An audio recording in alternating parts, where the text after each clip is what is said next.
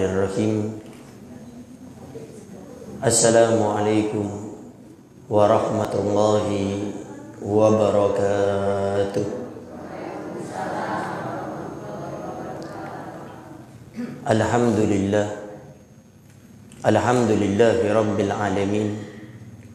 Wassalatu wassalamu ala asyrafil anbiya'i wa mursalin sayyidina wa habibina wa syafi'ina wa qurrati a'yunina wa nuri qulubina Muhammad habibi rabbil alamin wa ala alihi wa sahbihi ajma'in.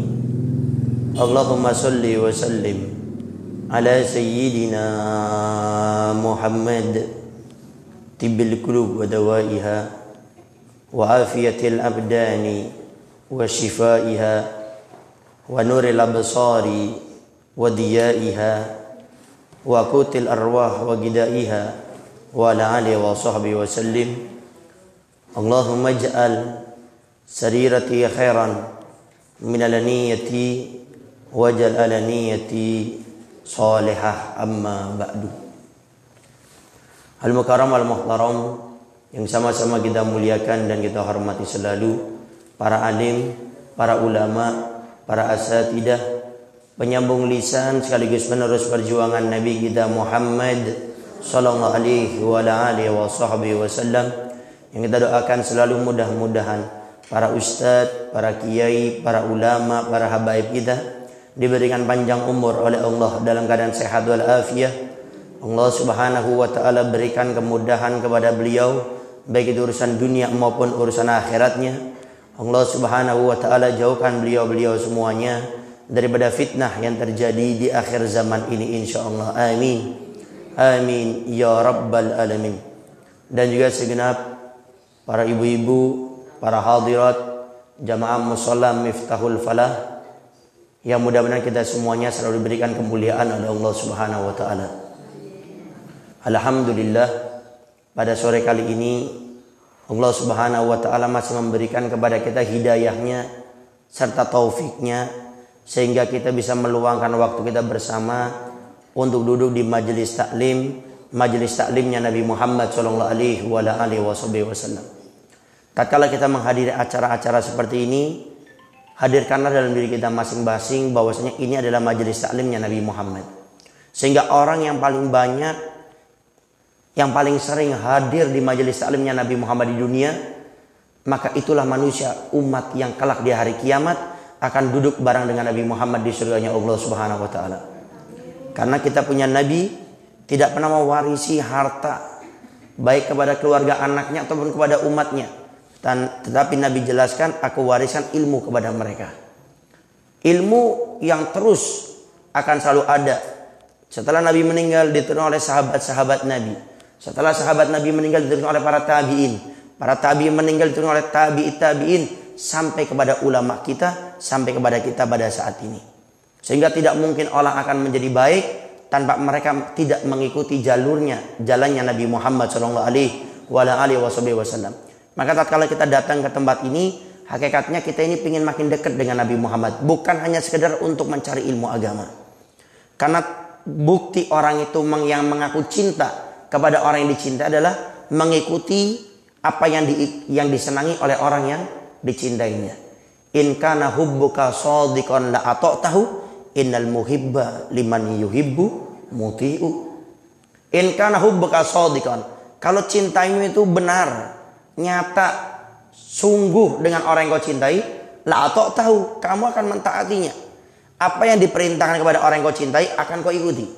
Apa yang dilarang oleh orang yang kau cintai, engkau akan tinggalkan. Tidak banyak alasan. Kenapa? Karena kekasih saya melarang saya. Kenapa kamu lakukan yang seperti ini?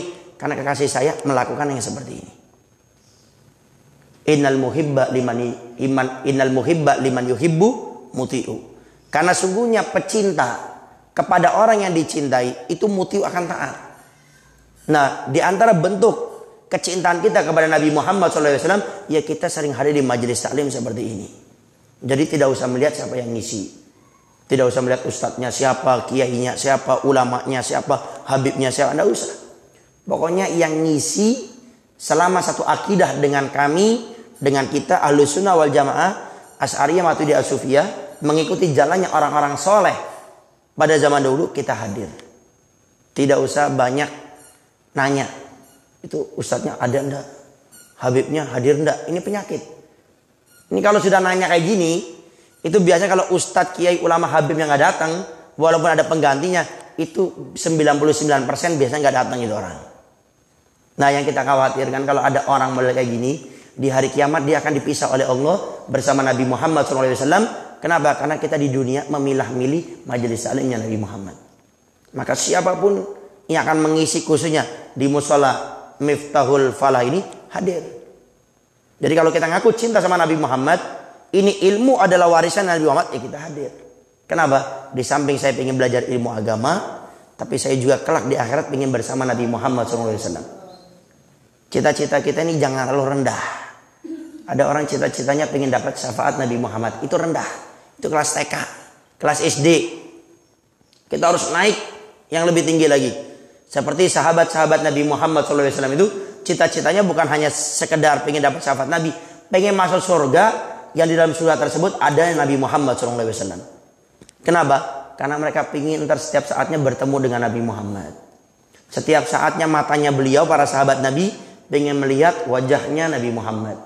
Tangan mereka, kulit mereka pengen bersentuhan dengan kulitnya Nabi Muhammad SAW. Kita belajar dengan seorang sahabat bernama sahabat Thauban. Ntar ini kita akan masuk kepada kajian ini. Di Muqaddimah Al-Fakir tekankan agar kita ini semangat hadir majelis taklim. Ini penyakit umat ini kadang-kadang suka membeda-bedakan siapa yang ngisi. Pokoknya kalau yang ngisi itu seakidah dengan kita, bismillah. Tidak usah ngelihat, oh ini cara penyampaiannya kurang asik. Oh cara penyampaian ini kurang enak. Penyampaiannya bikin ngantuk. Oh nyampaikannya ini tegang, ini nggak ada lucu-lucunya. Kalau mau lucu panggil artis pelawak aja. Kalau ke majelis saya untuk belajar ilmu agama, ini juga heran. Saya kadang-kadang ini bingung. Pernah ada beberapa kali Al-Fakir saya diundang buat ngisi acara. Kemudian ditawari Habib, kalau Habib ngisi di tempat saya, Habib bentar ya, tolong banyakin guyonnya, banyakin lucunya. Karena di tempat saya masih awam. Saya di hati jawab, saya nggak jawab secara langsung. Saya bilang senyum saja, saya nggak jawab iya, saya nggak jawab tidak. Tapi kalau saya sudah sampai sana, saya megang mic, terserah saya, nggak boleh ada yang ngatur. Kalau nggak senang, ya nggak usah diundang lagi, beres kan?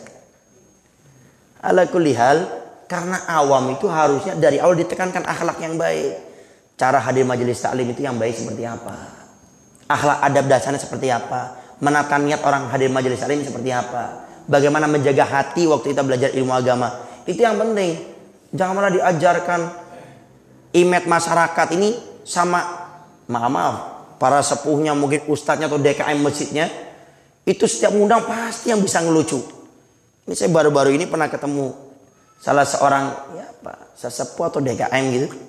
Jadi setelah saya cermati, setiap ngundang itu yang ini. Itu saya kalau ngundang itu udah full. Sampai 2022, 2024 udah full. Karena beliau itu kalau ngisi itu lucu. Wah, bikin ketawa orang, makanya laris. Makanya saya nggak heran kenapa banyak ustadz, banyak kiai, banyak ulama, tapi orang yang bermaksiat makin banyak. Kenapa? Ya kadang-kadang mimbarnya Nabi Muhammad ceramah ini jadikan ajang guyonan. Bukan untuk belajar ilmu agama. Bukan bagaimana umat ini kenal dengan Allah dan Rasulnya. Bukan bagaimana memikirkan ustadz ke ulamanya ini saya nggak bilang, ini sebagian kecil. Tidak memikirkan bagaimana umat ini bisa setelah majelis taklim mereka makin baik. Enggak. Tapi bagaimana saya setelah mengisi ini saya diundang lagi. Karena lucu, bisa bikin ketawa, bisa bikin ibu-ibu sampai terpinggal-pinggal ketawanya. Sampai ibu-ibu lupa masalah utang. Atau mungkin bapaknya lupa masalah tagihan listrik. Ini sahabat Thauban. Sahabat Thauban ini, beliau itu waktu sakit yang akan kepada meninggalnya, sakaratul maut. Ini sahabat Thauban ini didatangi oleh Nabi Muhammad SAW. Ini kebiasaan kita punya Nabi. Makanya ini luar biasa ini. Kita punya Nabi Muhammad SAW itu kebiasaan beliau itu setiap majelis taklim itu di absen. Tapi di absen bukan untuk melihat siapa yang goib kemudian dimarahi, bukan. Tapi ingin memberikan perhatian. Kalau ada sahabat Nabi yang tidak hadir, Nabi tanya di mana. Kalau sakit setelah majelis selesai langsung dijenguk oleh Rasulullah. Nggak basa-basi Nabi. Kalau meninggal ditakziah langsung sama Nabi. Sampai ada seorang sahabiah perempuan yang kerjaannya setiap hari itu membersihkan masjid musolanya Nabi. Sampai ditanya, mana ini perempuan yang biasa memberikan masjid musola kami, musola kita ini? Meninggal wahai Rasulullah. Rasul langsung sholat goib di kuburannya. Dan ini menjadi dalil, kata para ulama, sholat goib di kuburan diperbolehkan. Jadi sholat goib itu namanya harus di rumah, di kuburan boleh. Ya, kalau yang umum sholatnya Nabi kepada Raja Najasyi, yang Raja Habasyah yang waktu Nabi hijrah ke sana, di antaranya sahabat Ja'far ibn Abi Thalib disambut, akhirnya masuk Islam. Nabi waktu mendengar ini Raja Najasyi meninggal, Nabi melaksanakan sholat goib. Itu di rumah. Tapi mana Habib dalilnya di kuburan? Nah dalilnya tadi. Ada seorang sahabiah perempuan yang meninggal dunia, Nabi akhirnya menyolati goibnya di kuburan. Maka diperbolehkan. Maka jangan bingung kalau kita sedang berziarah, tiba-tiba mungkin ada seorang ustadz yang waktu itu akhirnya melaksanakan sholat goib di kuburan, itu diperbolehkan. Ini sahabat Thauban sakit, dijenguk sama Nabi. Lalu Nabi melihat Thauban ini wajahnya sudah pucat. Tapi sahabat Thauban ini menangis juga. Wahai Thauban, apa yang menjadikan engkau menangis? Ya Rasulullah, saya sekarang di dunia ini bisa dekat denganmu ya Rasul. Tapi saya takut di akhirat saya masuk neraka, sedangkan tempatmu di surga. Akhirnya sahabat Thauban setelah berkata seperti itu, lalu Nabi Muhammad SAW menjawab, wahai Thauban, tempatmu kelak di surganya Allah Subhanahu wa taala. Senang, gembira. Sahabat Thauban sedih lagi. Apa yang menjadikan kau sedih lagi wahai Thauban? Wahai Rasulullah, saya takut entah di akhirat saya masuk surga, tapi surga saya jauh dari surgamu ya Rasul. Surga kamu, surga yang tinggi wahai Rasul. Tapi siapa saya? Saya ini cuma sahabatmu yang namanya Thauban. Maka saya khawatir kalau di surga, kamu surganya engkau di atas tinggi, surga saya di bawah. Itu yang menjadikan aku sedih wahai Rasulullah. Lalu tiba-tiba Allah Subhanahu wa taala berfirman yang kurang lebih artinya menjawab, sesungguhnya wahai Thauban, orang itu akan dibangkitkan bersama orang yang dicintai, ma'an nabiyyin wasiddiqin wasyuhada wasolihin wa hasuna ulaika rafiqa. Dalikal fadl minallahi wa kafa billahi alima. Setelah mendengarkan jawaban dari Allah Subhanahu wa taala, maka sahabat Thauban senang, akhirnya meninggal dunia. Itu yang dikhawatirkan. Di surga tidak bareng sama Rasulullah. Jadi kita semangatnya jangan cuma pengen dapat syafaat Nabi, tapi semangat kita pengen surga saya bersama Nabi Muhammad. Bagaimana cara awal langkahnya? Istiqomah hadir majelis taklim. Di samping kita bersolawat, menghidupkan sunnah-sunnah Nabi, hadir majelis taklim juga dimaksimalkan. Apalagi orang hadir majelis taklim, kata Nabi, pahala orang hadir majelis taklim itu, sekali hadir majelis taklim kata Nabi, pahalanya itu seperti sholat sunnah kita 1000 rakaat. Jadi kita cuma duduk kayak gini, ibu-ibu semuanya nih, ini kita dicatat oleh Allah minimal pahalanya itu seperti sholat sunnah 1000 rakaat. Khairun, lebih baik. Jadi bukan sama, lebih baik.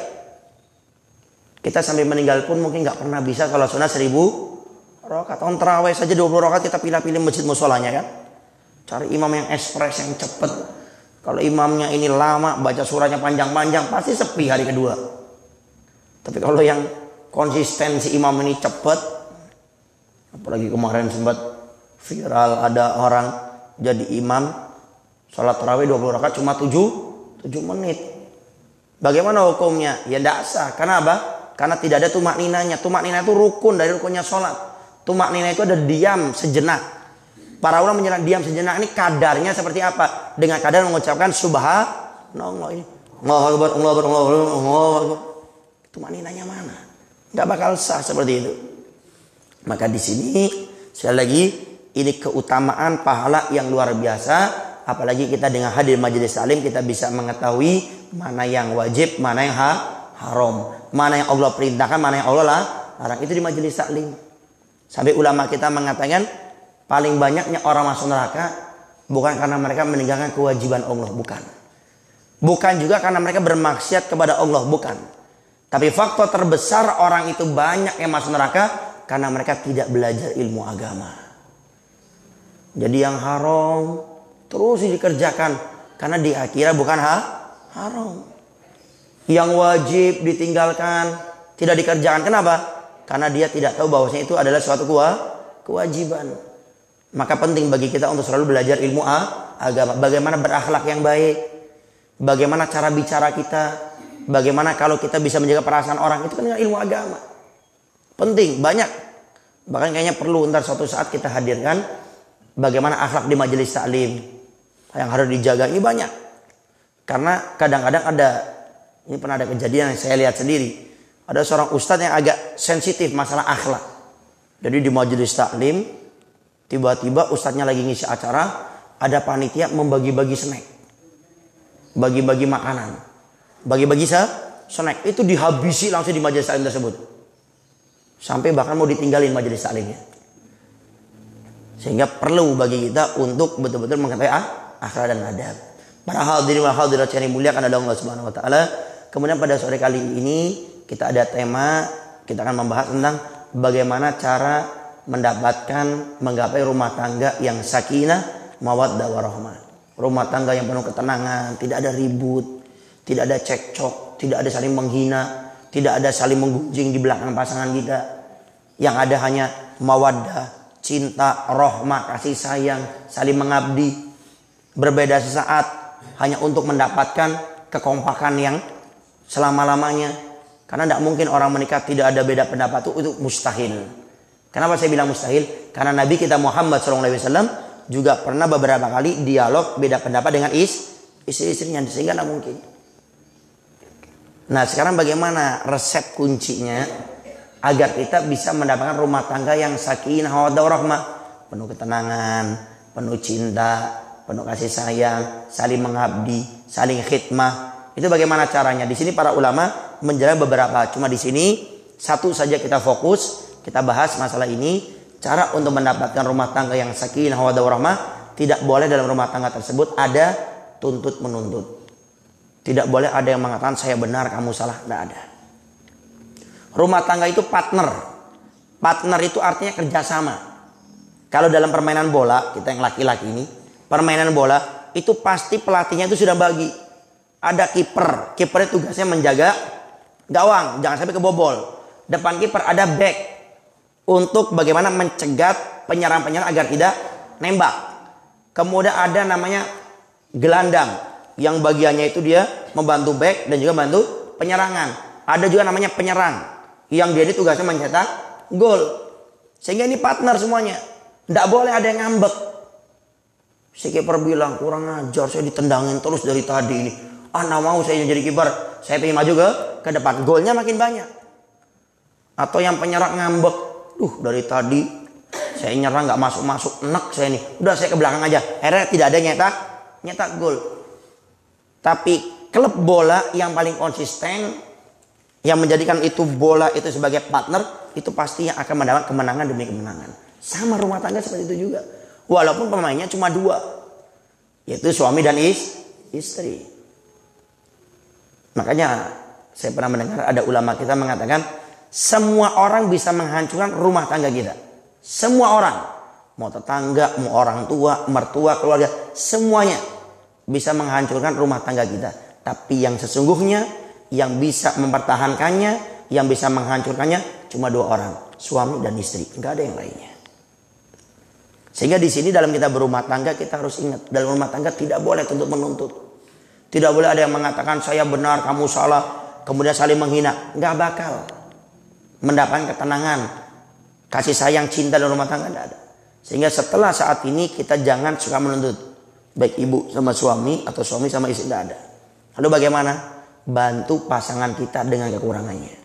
Contoh, suami kita ini sholatnya ini agak susah. Kalau habis sholat asar ini di rumah, maghrib nggak pernah sholat. Bahkan isya nggak sholat, langsung tidur.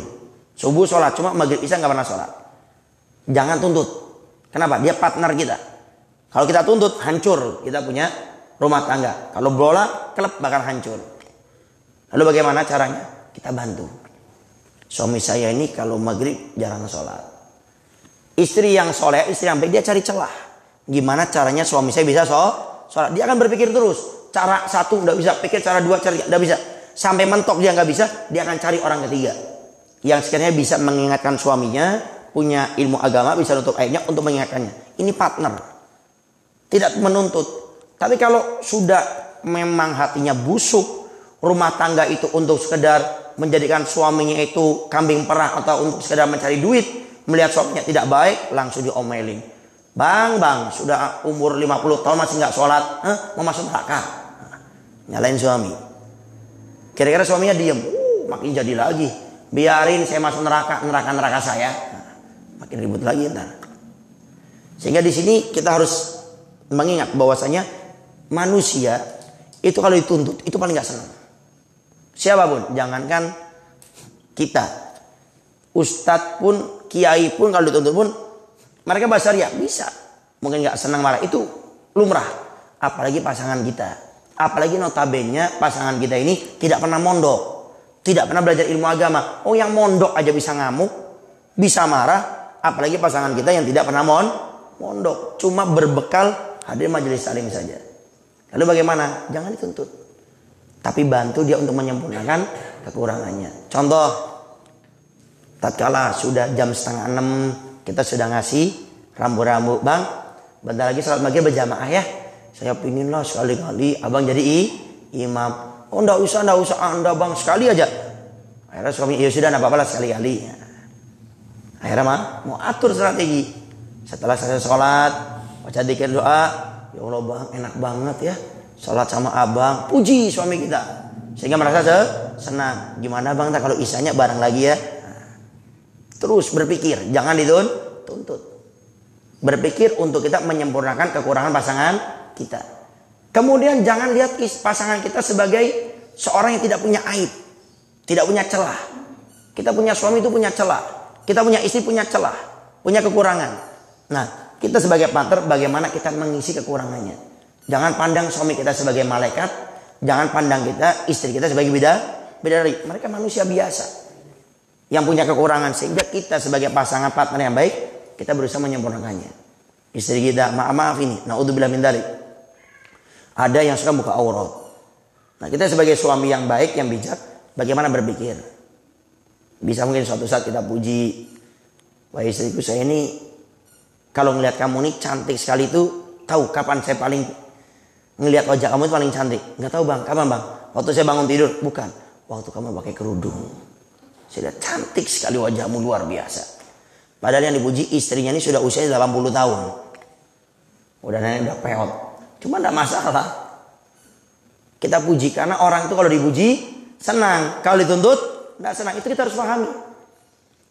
Sehingga saya Al-Fakir selalu mengingatkan sama teman-teman yang belum nikah itu, kalau kamu mau nikah, rubah karaktermu, rubah cara bicaramu, rubah sikap perbuatanmu. Kenapa? Karena kamu ntar bakal hidup sama satu orang 24 jam dalam sehari. Sehingga jangan sampai karena karaktermu yang gak baik, akhirnya menjadikan orang tidak senang, dirubah. Saya terus terang, saya ini sebelum menikah, saya termasuk orang kalau tidur tuh malam. Jam 1. Bahkan kadang gak tidur. Untuk kadang-kadang kalau di pesantren, untuk jaga malam. Jadi tidurnya ntar habis sholat subuh. Selesai merapikan baru tidur. Tapi setelah menikah, ternyata istri saya paling gak suka kalau saya tidurnya kemalaman. Makanya Lutfi Siddiq itu kalau ngikut saya selalu ngingetin, apalagi di majelis taklim, Beb, 10 menit lagi jam 11 pulang. Dan istri saya suka ngomel-ngomel. Kalau pas pulangnya terlambat, kadang ngomelnya ke saya pasti, kadang-kadang ke teman-teman ini. Nah, kalau sudah menikah ya kita harus berubah. Makanya saya paling lama tidur jam 12. Itu udah paling lama. Kalau bisa tidur jam 11. Jadi memang harus ada perubahan di antara kita. Para hadirat yang dimuliakan oleh Allah Subhanahu wa taala, sehingga dalam berumah tangga sekali lagi tidak boleh saling menuntut. Yang ada kita saling mengisi kekurangannya. Dan cara untuk menuntut, tidak boleh menuntut, tapi untuk menyempurnakan kekurangan pasangan kita, paling gampang puji dia punya kelebihan. Puji pasangan kita. Itu manusia, itu lumrahnya orang itu kalau dipuji senang. Contoh ya tadi, suami kita itu kalau kerja paling malas. Bisa kerja cuma nggak mau kerja, hobinya ngebul aja di rumah. Tapi nggak mau kerja. Jangan dihina. Ya Allah bang, kerja Anda ngebul ya. Itu sehari satu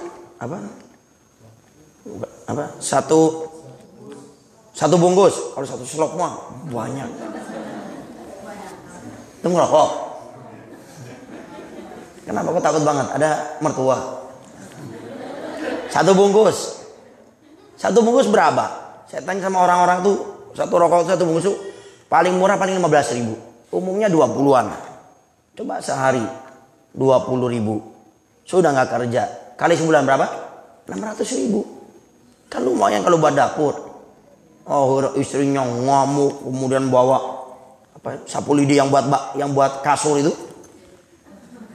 Bang, udah nggak kerja, ngerokok lagi. Hah? Ngerokoknya jangan pakai itu, pakai apa deh? Ini pakai sapu lidi. Kasih sapu lidi. Nah, jangan dituntut seperti itu, makin marah. Akhirnya apa yang terjadi? Saya yakin suaminya habis itu nggak bakal di rumah. Betahnya di luar. Itu paling bahaya bagi seorang istri. Kalau ada seorang suami lebih suka di luar daripada di rumah, itu tanda tanya. Walaupun alasannya hadir majelis taklim, tanda tanya itu. Majelis taklim bagus. Tapi waktunya di rumah ya harusnya di rumah. Saya ngisi acara kalau malam apa ini. Kalau pagi ya bagaimana saya pintar-pintar sama keluarga. Walaupun kadang-kadang pagi ada kegiatan, kita duha ada kajian, tetap pagi saya usahakan jalan sama anak-anak, sama hamba-hamba Allah. Anak-anak saya 3 orang jalan. Muterin daerah Cisampi, Karanganyar, pokoknya muter-muter. Jamannya alasan. Tapi di sini seorang istri harus evaluasi. Kenapa? Kok suami saya lebih senang di luar daripada di rumah? Mikir gitu loh. Oh ini suami saya kurang ajar ya. Lupa tak nggak punya istri.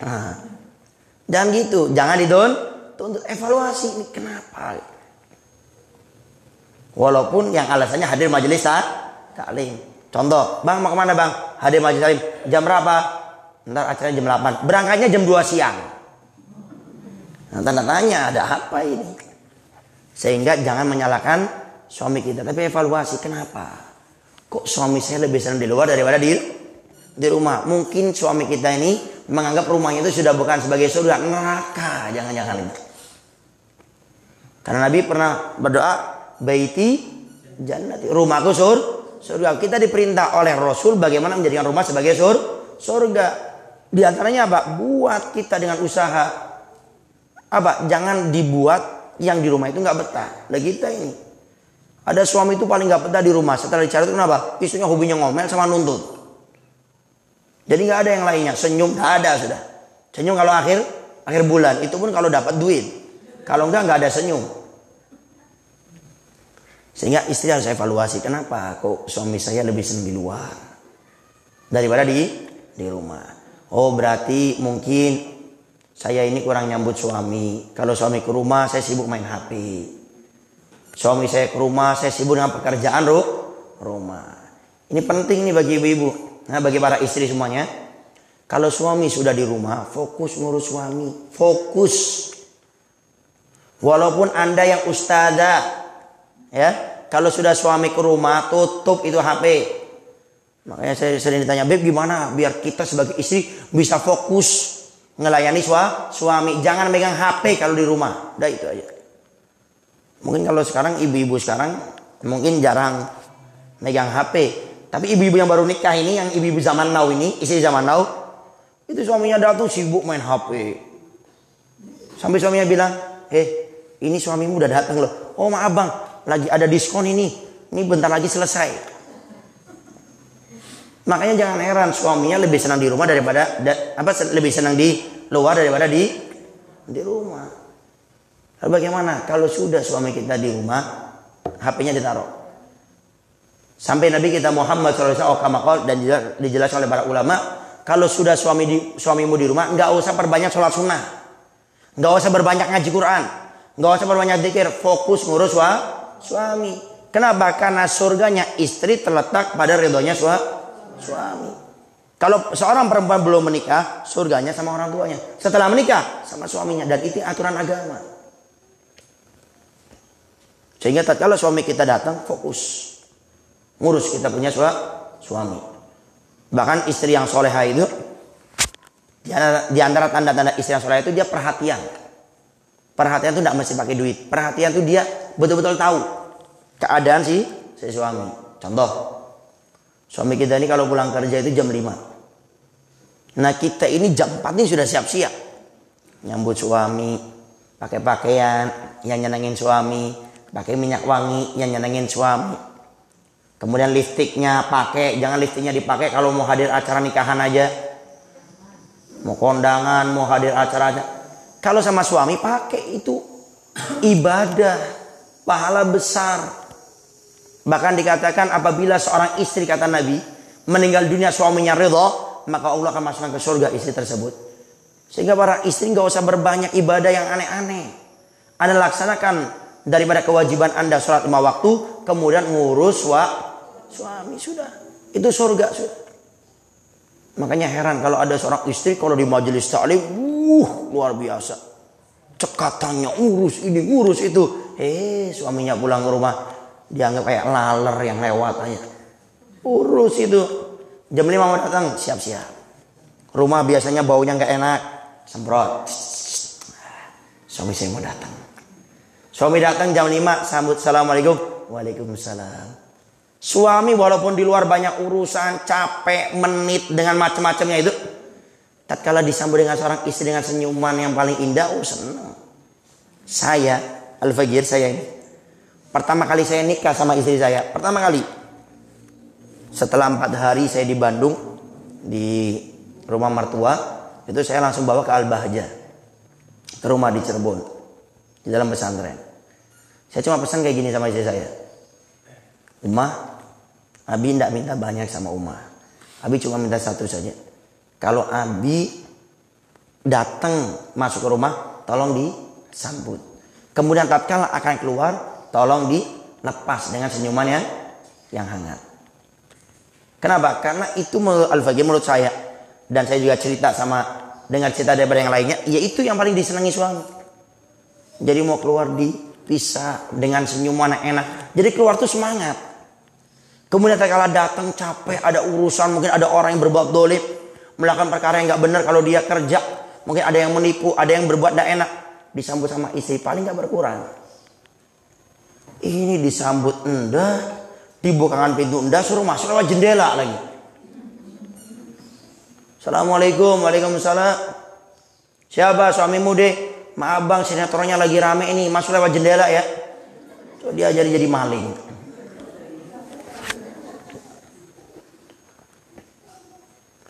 Maka di sini sebagai seorang istri, maka dia harus menyambut suaminya.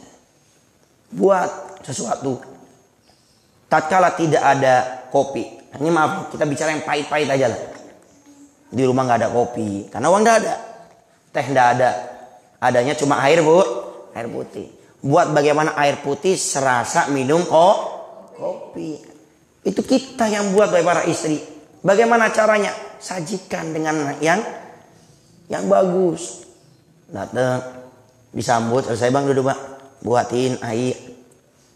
Kemudian bang, ini ada air, minta maaf belum ada kopi, belum ada teh, cuma ada ini. Tapi mudah-mudahan air ini bisa menyejukkan pikiran abang. Enak, bahkan mungkin lebih enak daripada minum kopi, daripada dek kopi, nih bang. Tapi diserahkannya dengan tidak enak. Mana seneng suami-suami kayak gini. Dan ini akan bisa terwujud dengan apa? Seorang istri yang perhatian kepada suaminya. Dan itu diawali jangan menuntut. Perhatian gak mungkin muncul kalau kita sudah menuntut. Tidak bakal. Sehingga mulai saat ini jangan menjadi istri yang hobinya nuntut pasangannya. Tapi berusaha kita sebagai seorang istri yang memberikan perhatian kepada pasangan kita. Termasuk masalah urusan orang tua kita atau mertua suami. Ini saya gak bahas suaminya ya. Karena ini kajian khusus ibu-ibu. Nah kalau khusus suami, kita khusus istri yang kita bahas. Ala kulihat, termasuk kejadian yang sering terjadi. Tatkala kita mendapati pasangan kita ini kurang cocok sama orang tuanya kita. Jadi kalau kita bawa, anggap sajalah suami kita. Kita bawa ke rumah orang tua kita tuh nggak ngapa-ngapain, diem, dingin. Dingin itu bukan hawanya dingin, maksudnya nggak ngapa-ngapain. Diajak ngobrol, iya, enggak, iya, enggak ada obrolan basa-basi, enggak ada. Kita jangan tuntut suami kita, bang jangan bikin malu saya sih. Masa ditanya sama bapak saya, ibu saya, iya, enggak. Jangan dituntut. Tapi bagaimana caranya? Bantu. Beri perhatian. Ini sering guru kita Buya Yahya memberikan rumus. Bagaimana caranya tatkala pasangan kita tidak dekat dengan orang tua kita. Bagaimana caranya? Berikan perhatian kepada orang tuanya dia. Beri perhatian. Contoh, kita bawa suami kita ke rumah orang tua kita. Dia biasa. Nah, tatkala entar berapa minggu kemudian kita mau ke rumah orang tua dia atau mertua kita kasih perhatian. Contoh, waktu mau berangkat pakai motor atau pakai mobil atau pakai angkot, tiba-tiba kita tanya, mau kemana nih? Contoh suami kita, mau kemana bang? Ya mau ke rumah orang tua saya, kan kemarin sudah bilang. Bang, masa mau ke rumah orang tuamu gak bawa apa-apa sih? Lo tuh bawa apa? Ya paling gak bawa jeruk kek, pisang atau apa gitu. Masa gak bawa apa-apa? Loh, ini saya gak bawa uang. Gak usah khawatir bang, ini uangnya sudah saya siapkan dari sebulan yang lalu. Kasih perhatian, akhirnya dibelikan. Beri perhatian, waktu beli jeruk pun kasih perhatian. Ini beli jeruk berapa nih dek? Sekilo. Ini. Oh jangan yang itu pak, bang jangan itu bang. Bilang sama si pedagang. Ini jeruknya kurang bagus, ini jeruk buat mertua saya loh ya. Ini jeruknya ini aja. Beri perhatian. Perhatian itu walaupun kecil akan berbuah menjadi besar. Kalau sudah dalam rumah tangga, beda. Rumah tangga itu perkara kecil bisa jadi besar. Itu rumah tangga. Sehingga tatkala memberikan pun kita ajari bagaimana suami kita, pasangan kita ini bisa makin dekat dengan orang tuanya. Yang ngasih jangan kita. Ini dek kasihkan. Oh jangan. Kamu aja bang yang mengasihkan. Loh kenapa saya? Ya biar kamu makin dekat dengan orang tuamu. Sehingga setelah diberikan perhatian yang luar biasa, kemudian kita sebagai istri, sebagai menantu, di rumahnya kita bantu-bantu nyapu, bantu-bantu habis makan, buatnya ngopi, kita bersih-bersih. Suami akhirnya melihat istrinya luar biasa seperti itu, apa yang dia rasakan? Adalah suatu cinta yang luar biasa kepada istrinya. Coba tunggu. Minggu depan ajak lagi ke mertua kita. Ke mertua dia, ke orang tuanya kita. Ajak. Dan waktu itu kita sebagai istri jangan bawa apa-apa. Dek mau kemana nih? Nanya. Ya mau ke rumah orang tua saya bang. Loh masa ke rumah orang tuamu gak bawa apa-apa? Loh itu bawa apa bang? Loh kemarin saya ke rumah orang tua saya kamu bawa jeruk. Ya paling tidak ke rumah orang tuamu bawa aja jeruk. Itu kalau kita berikan perhatian. Jangan dituntut. Jadi jadikan pasanganmu untuk makin dekat dengan orang tuanya. Maka dia akan menjadikan juga bagaimana kita dekat dengan orang tua kita. Jadi jangan dituntut. Tapi yang ada bagaimana kita memberikan perhatian. Para hadirat yang dimuliakan oleh Allah Subhanahu wa taala. Kemudian yang terakhir yang Al-Fakir sampaikan kepada semua para istri yang soleha, ibu-ibu, jangan bebani suami kita dengan sesuatu yang mereka nggak mampu. Khususnya masalah nafkah. Ini ada beberapa istri yang suka membebani suaminya. Sehingga ada istilah istri di akhir bulan. Ada istilah istri di akhir bulan. Jadi akhir bulan tuh pasti di kalendernya tuh ada spidol warna merah. Tanggalan. Kemudian tulis di sininya cincin baru, emas baru, mobil baru, ini baru. Jangan tuntut pasangan kita sampai berlebihan seperti itu. Itu yang membuat suami kita nggak nyaman sama kita. Berapa yang diberi, syukuri. Dan yakin suami bekerja dengan yang halal itu berkah bagi rumah tangga. Jangan bebani sesuatu yang mereka nggak mampu. Yang kita khawatirkan akhirnya suami kita akan mencari cara bagaimana mendapatkan apa yang diinginkan si istri walaupun dengan yang haram. Istri minta, bang, ini rumah kita sudah nikah 10 tahun, rumah kayak gini aja ya Allah. Ini kena angin juga ambruk bentar lagi. Dituntut sampai seperti itu, akhirnya apa? Minjem sama bank-bank riba, minjem sama rentenir. Akhirnya apa? Dihadirkan keharam dalam rumah tangganya, nggak bakal ada berkah rumah tangganya, bakal rusak. Makanya perempuan-perempuan soleha, istri-istri soleha zaman dulu, itu kalau suaminya mau bekerja, dia selalu berpesan seperti ini. Wahai suamiku, kami siap tidak makan. Kami siap bersabar untuk menahan lapar dan dahaga. Tapi kami tidak sabar untuk menahan daripada siksa api nerakanya Allah Subhanahu wa taala. Artinya apa? Jangan engkau bawa ke rumah ini daripada rezeki yang haram. Kami rela bersabar, tidak makan, tidak minum, tidak apa-apa. Asalkan engkau tidak memberikan kepada kami rezeki yang haram. Lebih baik kami hidupnya biasa-biasa saja. Ini yang perlu dihadirkan kepada para istri. Suarakan kalau perlu, Bu. Wahai para istri, suarakan. Bang, saya walaupun kau beri sehari mungkin cuma 5.000, 10.000, saya akan usahakan itu untuk bisa kita makan. Tapi tolong bang, sekali jangan sampai engkau membawa ke rumah tangga kita ini rezeki yang haram. Karena rezeki yang haram ini pasti akan merusak rumah tangga kita. Karena para ulama kita sudah pernah mengatakan, orang yang makan haram, anggota tubuhnya akan bermaksiat kepada Allah, mau nggak mau diketahui atau tidak. Itu rezeki yang haram. Maka pesankan sama suami kita, suarakan, gak usah ragu. Kalau kita tahu suami kita bekerja di yang haram, di tempat riba, atau berbuat yang haram, suarakan. Jangan sampai kita akhirnya karena gak enak sama suami makan yang haram. Itu semuanya akan mengantarkan seorang ke nerakanya Allah Subhanahu wa taala. Nah, sehingga pada intinya, mari pada saat ini kepada ibu-ibu, para istri, jangan tuntut pasangan kita, tapi bantu pasangan kita untuk menyempurnakan kekurangannya.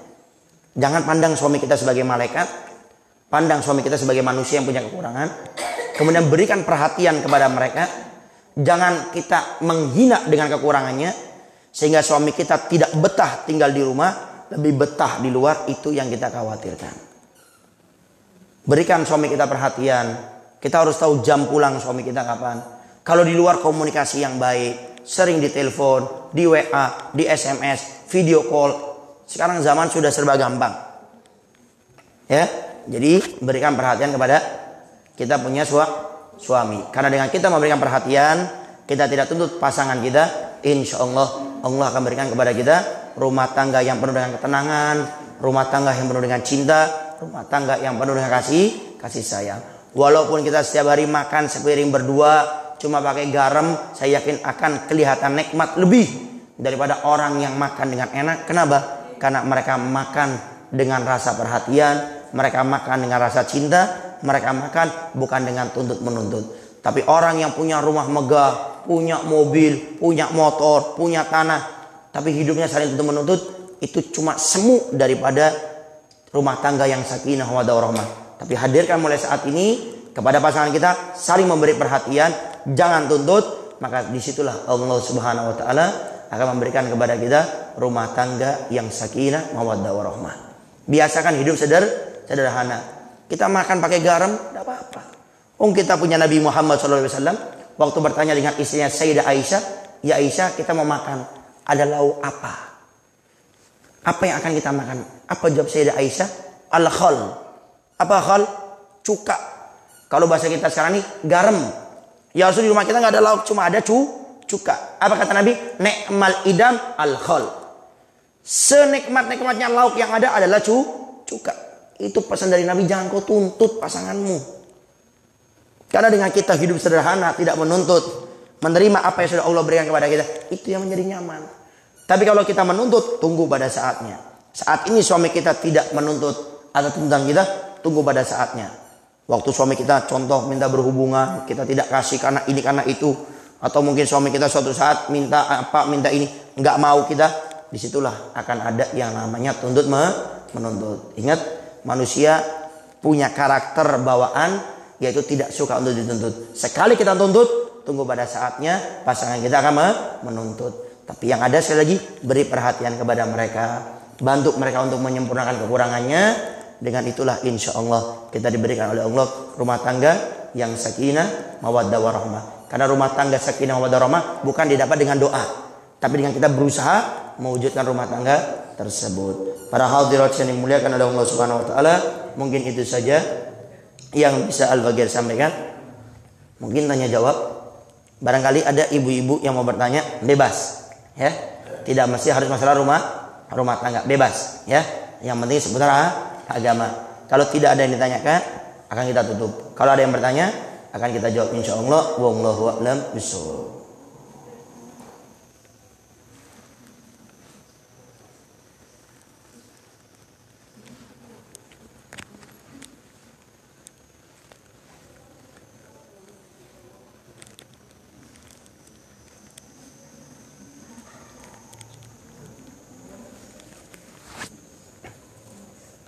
Ada yang nanya kan? Kalau tidak ada, langsung ditutup saja. Kalau saya selalu berhusnudon, kalau nggak ada yang nanya berarti nggak ada masalah. Ya kan? Baik itu rumah tangga atau kehidupan kesehariannya ya berarti alhamdulillah. Ya kan? Ada ya? Assalamualaikum warahmatullahi wabarakatuh.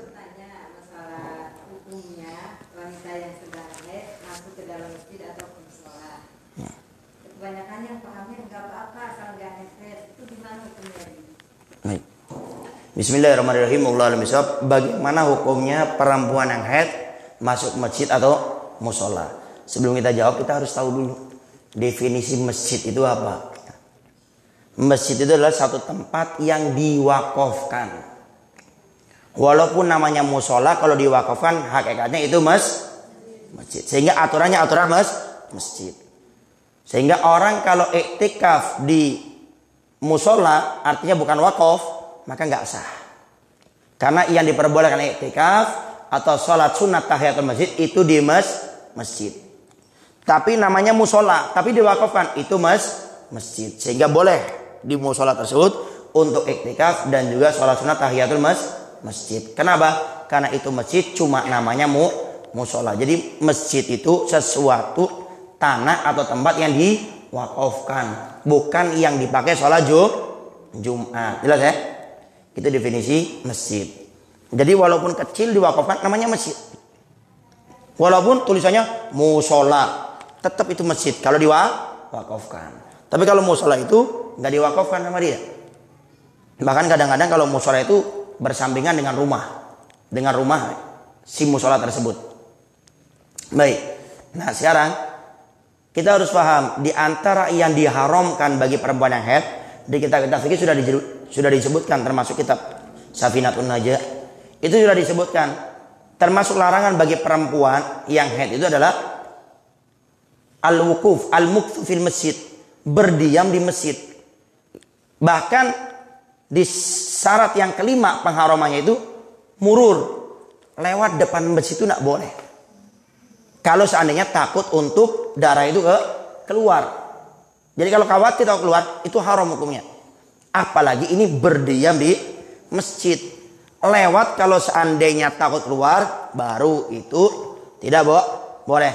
Tapi kalau syarat yang keenam yang terakhir itu adalah berdiam. Berdiam ini nggak ada urusan. Mau netes nggak netes itu nggak boleh. Yang dimaksudkan tadi itu lewat. Jadi lewat depan masjid. Kalau dia bisa meyakinkan tidak akan keluar, tidak apa-apa. Tapi syarat yang terakhir ada al-mukthu. Mukthu itu artinya berdiam. Itu para ulama nggak ada membahas darahnya keluar, nggak ada. Pokoknya mukthu berdiam itu diharamkan. Makanya di sini penting belajar ilmu agama. Jangan sampai asal ibadah tapi salah. Pahala nggak dapat malah dapat dosa. Lalu bagaimana caranya? Ya jangan di area masjid, tapi di serambi masjid atau di luar masjid.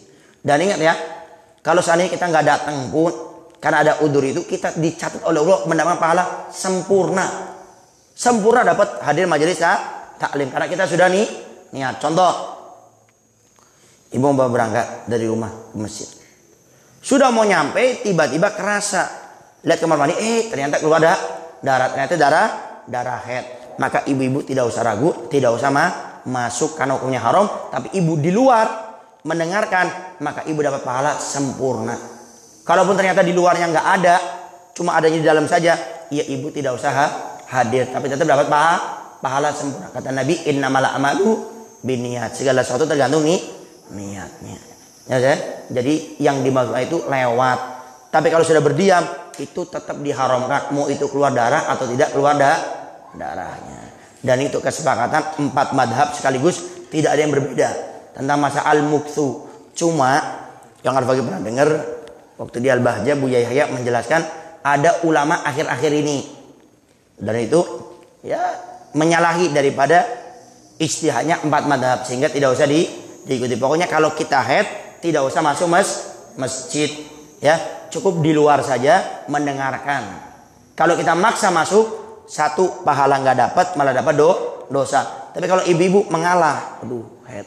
Ya sudah, akhirnya mendengarkannya di luar. Dapat pahala plus double. Pahala sabar tidak masuk ke masjid, kemudian pahala mendengarkan ilmu agama. Nah, wallahu a'lam bishawab. Ada lagi?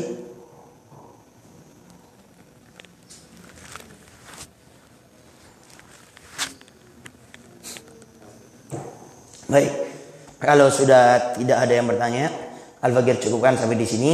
Mudah-mudahan Allah Subhanahu wa taala memberikan kepada kita semuanya rumah tangga yang sakinah wa warahmah. Allah berikan dalam rumah tangga kita ketenangan. Allah berikan dalam rumah tangga kita kasih sayang.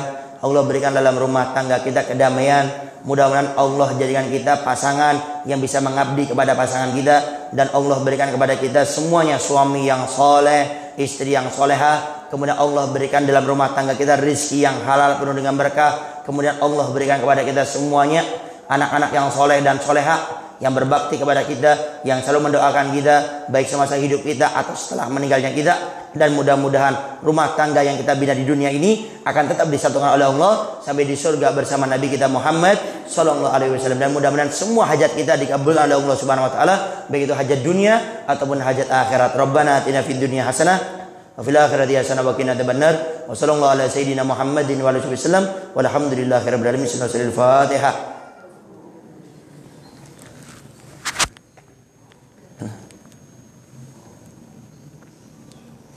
Kurang lebihnya Al-Fakir minta maaf dan mohon doanya selalu. Akhirul kalam.